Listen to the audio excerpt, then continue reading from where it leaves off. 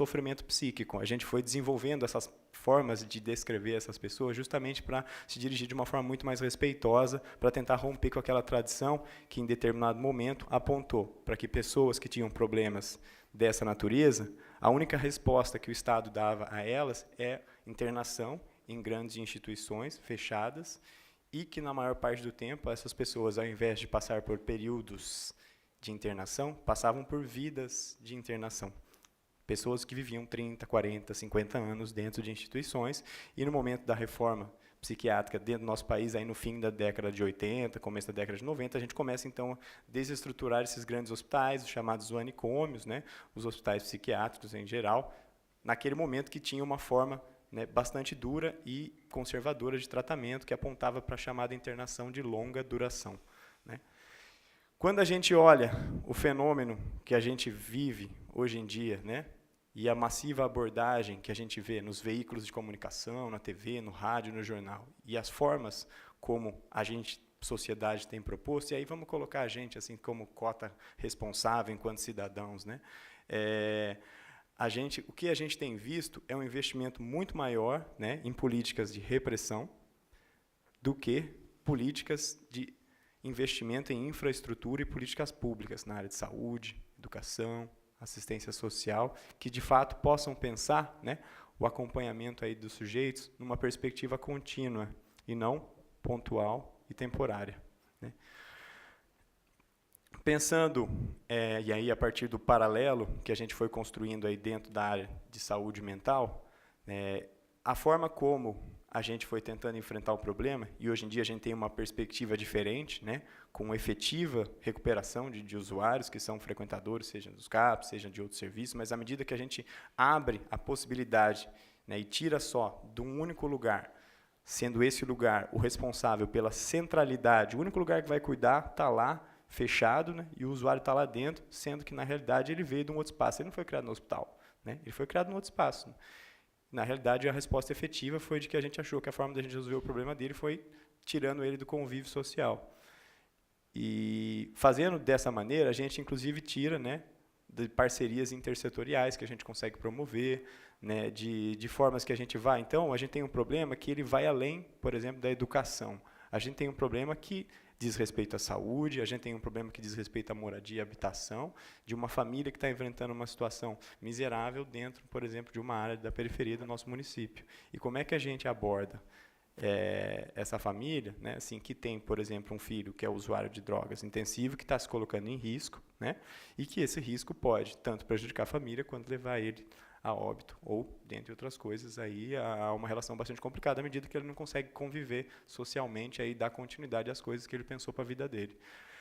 E, nessa perspectiva, é necessário que a gente tenha condição, né, mesmo no confrontamento, aí, na discussão entre os embates, entre as diferentes áreas, a partir dos seus pontos de vista, o que cada área pensa, que a gente consiga construir consensos, na realidade, para beneficiar esse usuário.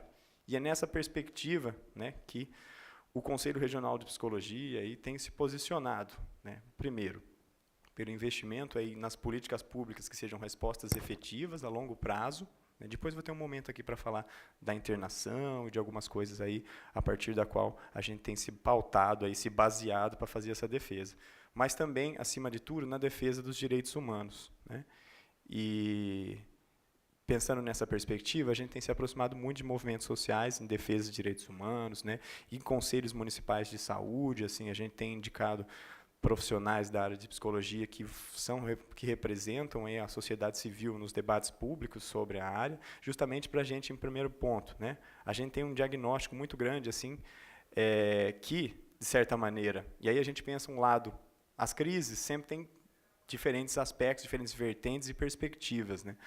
Uma das coisas, né, que a gente faz em momentos de crise ou de emergência de um assunto é poder tratar ele de forma intensa, e aí a gente espera que também a gente tenha respostas à altura, né, do Estado para responder às questões que são levantadas e às necessidades que são apontadas.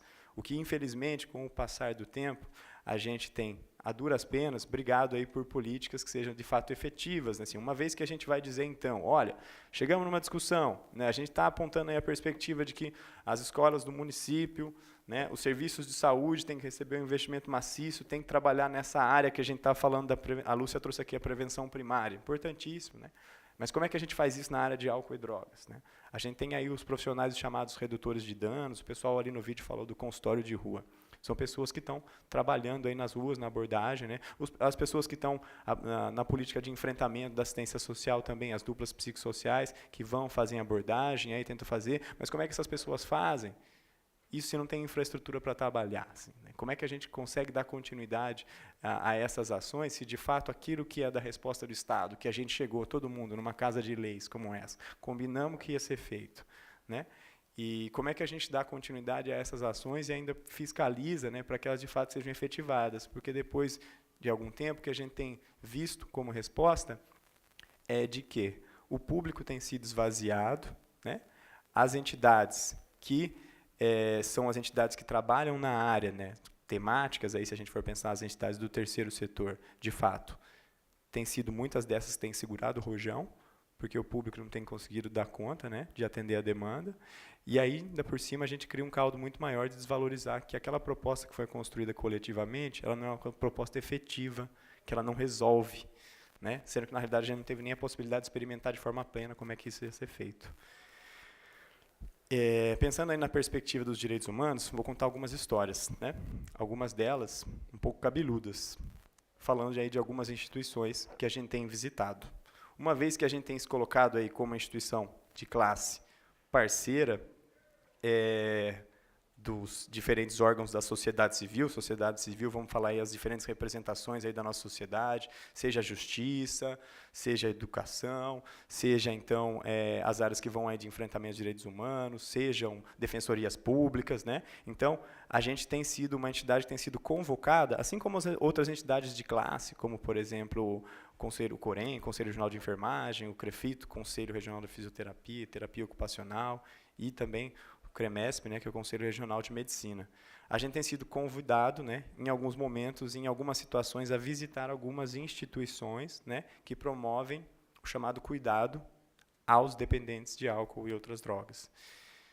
Testemunho, gente, em algumas situações, e aí tem tido um papel importante, aí, inclusive, quem tem feito um trabalho sério nessa área, né, de fazer a denúncia junto com essas entidades, né, porque eu já cheguei a ver situações onde o poder público, por achar que essa é a melhor resposta, falando das internações, encaminham pessoas para entidades de origem duvidosa. E em algumas delas que eu estive presente, eu encontrei uma situação que, né, quando a gente estuda, quando a gente vê tudo aquilo que a gente tem de memória, e a partir de todo esse processo que eu estava fazendo a comparação aqui da reforma psiquiátrica, a gente vê coisa igual. Eu tive em uma instituição que a gente tem cela forte. Para quem não sabe o que é cela forte, gente, assim, naquela instituição, como é que era a cela forte deles? Eles tinham uma casa de 2 andares, no andar de baixo eles tinham um quarto enorme, virado para fora, era numa das cidades aqui da nossa região metropolitana, montanhosa, assim, um pouco mais, assim, então era mais frio, né? E a única forma dessa pessoa que estava dentro desse quarto não estar virado para fora da rua, né, do pátio, era uma grade assim, grade de cadeia mesmo, assim, e essa pessoa ficava chaveada, e a informação que eu tive quando eu estive lá foi de que as pessoas passam 5 dias nesse quarto forte para elas se desintoxicarem. Isso em nome do cuidado.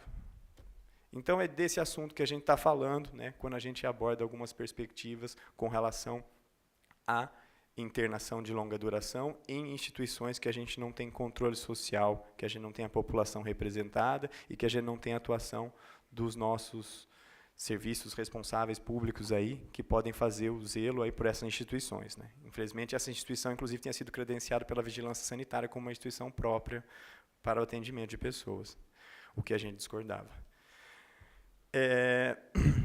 Pensando nessa perspectiva, então, né, para a gente não fazer aqui a função, então, o que o Conselho Regional de Psicologia tem proposto, né, pensando aí na perspectiva da atuação, né, ao enfrentamento a esse problema social que a gente tem, pensando na rede de cuidados e como é que a gente apoia, então, ações que sejam de fato efetivas para lidar com o problema, né. A Lúcia bem ponderou aqui, e isso me tirou uma parte grande aqui do que eu ia falar, que é justamente a questão do convívio ao longo dos anos, né, e na história da humanidade, com álcool e outras drogas, né, com substâncias psicoativas e o papel que elas têm dentro da sociedade, né.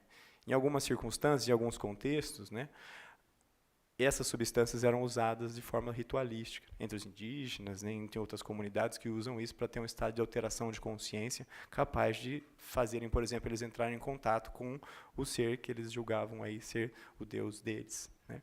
Mas isso dentro de um contexto ritualístico, que existe uma cultura que, inclusive, né, acolhe o uso dessa substância, não de forma somente o que a gente pensa aí do entretenimento, né, de diversão, que também existe, né, que a gente sabe que as pessoas usam com esse divertimento, ou ao contrário aqui, né, estaríamos todos internados aqui, porque eu duvido que, provavelmente tenham pessoas que não vão erguer a mão, que nunca consumiram de forma esportiva ou por lazer alguma substância aí, digamos pelo menos o álcool, o cigarro ou outras coisas, ou remédios, né, que a gente tem aí desde os tarja preta ou outros tipos de medicação, né. Então, todos nós estamos envolvidos nesse caldo, né, e como é que a gente pensa, então, da passagem de um lado para o outro? Quando é que isso se torna problema? Quando é que esse mau uso, por exemplo, da perspectiva, né, desses usuários, se torna um problema de saúde pública, um problema social? À medida que a gente tem reflexos, né, assim, dessas pessoas que não têm condição de dar continuidade às suas próprias vidas, pessoas que estudam não estudam, pessoas que deveriam trabalhar não trabalham, problemas em casa, famílias desestruturadas, muitas vezes com uma centralidade também no uso das drogas. E aí a gente vai tratar o tema de outra forma, não é banalizar, né? A gente não banaliza o uso de substâncias dizendo que isso de fato não é um problema. Isso é um problema sim, mas é um problema social, né? E acho que o debate que tem sido trazido nesse fórum, assim, de convocar diferentes representantes da sociedade civil, tem se pautado por essa perspectiva. Então a gente chama representantes da segurança pública para discutir segurança pública, né? Como é que a gente faz segurança pública pensando nessa perspectiva mais humanitária, de abordagem do usuário, que tipo de acompanhamento a gente dá, que respaldo a gente dá para o profissional, quais as diferentes perspectivas que as áreas pensam, né, como as entidades do terceiro setor e as ONGs participam, né, como rede de apoio, como é que é essa função, né, mas a gente tem que devidamente, como a Lúcia estava bem dizendo aqui, pensar que a gente tem responsabilidades, né, e a gente tem responsabilidades, inclusive, da esfera pública e da esfera privada, né. Quando a gente está discutindo alguns problemas aí que são da ordem do bairro, onde a esfera privada e as sociedades e as associações de bairro podem participar de forma efetiva, dando diagnóstico daquilo que acontece naquele bairro para a forma de desenvolvimento de ações que sejam mais comunitárias, que possam ser em parceria, mas a gente não pode negligenciar que a escola tem uma responsabilidade, que a segurança pública tem outra, né, que a saúde, a educação e a assistência social também tem outra. Como é que a gente vai fazer, né, nesse debate? Acho que justamente para a gente não mascarar um pano de fundo, né, dizendo que, então, o problema é que, na realidade, a gente tem alguns problemas que são setorizados. À medida que a gente criminaliza o uso dessas substâncias, aí a gente tem um problema de segurança pública, pensando que, de fato, esse sujeito é um criminoso, né? E, na realidade, a gente se furta a algumas discussões, né? Dentre essas pessoas, esses usuários, alguns podem, sim, cometer atos infracionais, né, prejudicar terceiros.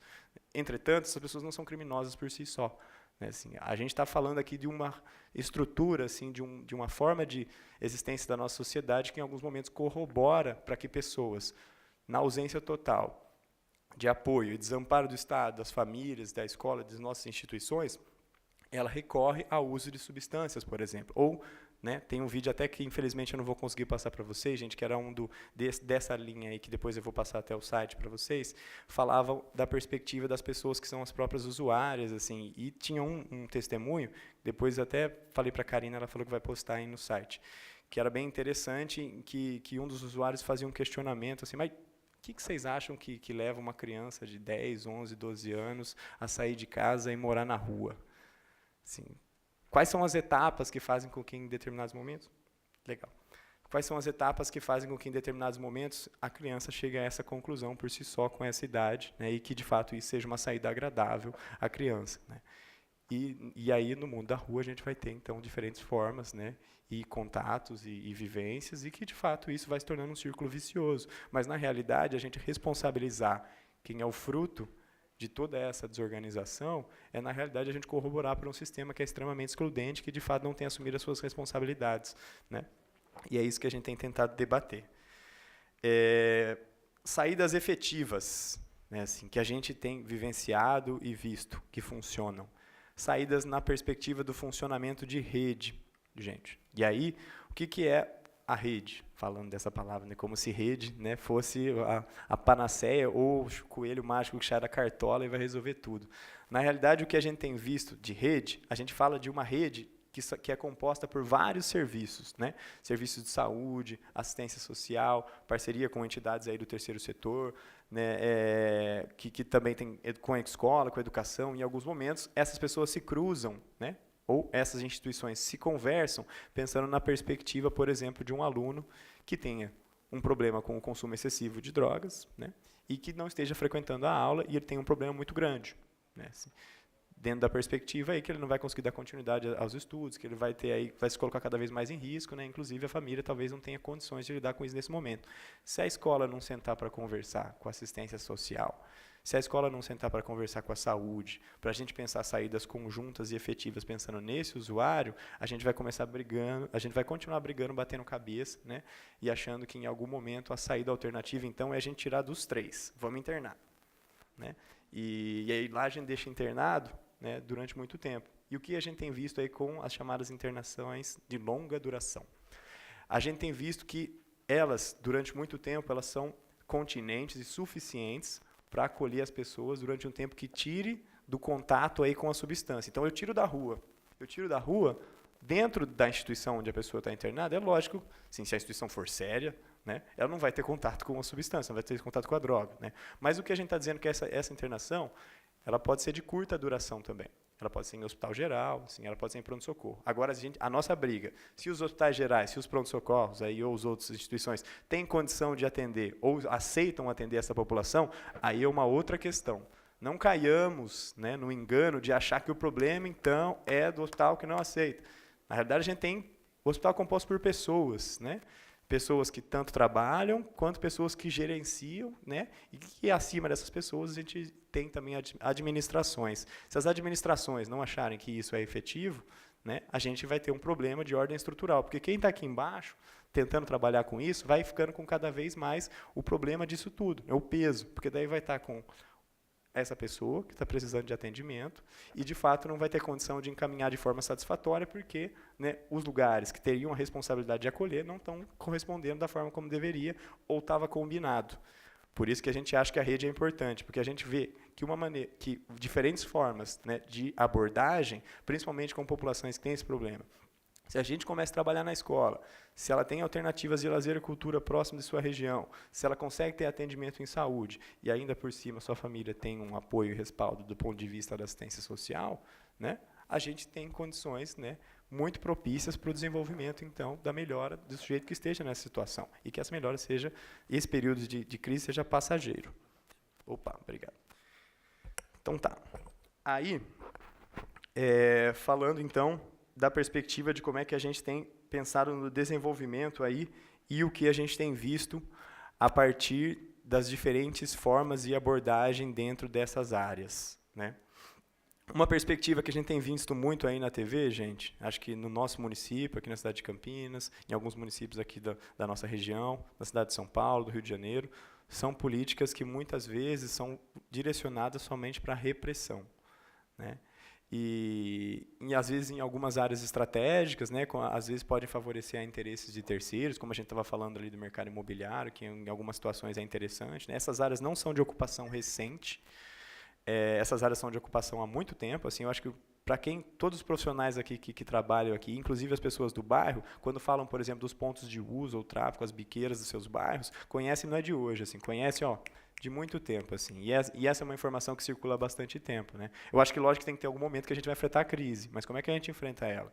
Como é que a gente está pensando? A gente está pensando, então, numa ação repressiva, que a gente desbarate, né? A gente tire as pessoas de circulação, e aí a gente tem uma informação no segundo momento da cidade de São Paulo dizendo, olha, novos pontos ou pequenas cracolândias têm se desenvolvido ao longo da cidade. Quem olha aquilo com um olhar um pouco mais crítico assim e fala, mas assim, a gente só não vai colocar a camiseta do eu já sabia, né? Mas a gente sabe que, de fato, o problema assim, não passa somente, né, pela repressão. Ele também depende aí de outros tipos e formas de encaminhamento. Então, a gente vai ter que pensar nessa perspectiva como é que a gente lida com isso, né? E quando a gente aí traz a discussão da descriminalização, eu acho não, assim, a gente tem visto que a gente abordar o tema de forma cidadã, como a Lúcia estava exemplificando, e a gente conseguir trazer a discussão para além do consumo e tudo aquilo que tem gerado, a gente consegue pensar em alternativas que sejam mais efetivas para o próprio usuário, que faz com que ele pare, por exemplo, de consumir determinada substância, ou quando a gente pensa aí na perspectiva da chamada redução de danos, que a gente vai incentivando o sujeito a gradativamente, aos poucos, e diminuindo o consumo da substância. Quem nunca ouviu uma história aí, por exemplo, de algum alcoolista que foi ao médico e o médico ou um outro profissional de saúde disse: por que é que o senhor, ao invés de beber bebida quente, pinga, conhaque, uísque, o senhor não troca por uma bebida gelada? Vai tomar cerveja, vai tomar alguma outra coisa assim, e vai diminuindo o consumo, né? A gente tem determinadas situações em que a gente vê que as pessoas conseguem diminuir o consumo, né, num nível em que, muitas vezes, né, a gente, em alguns momentos, insistência, muito e por convicção, acha que a única forma do sujeito lidar com o problema do consumo é parando absolutamente de consumir qualquer substância.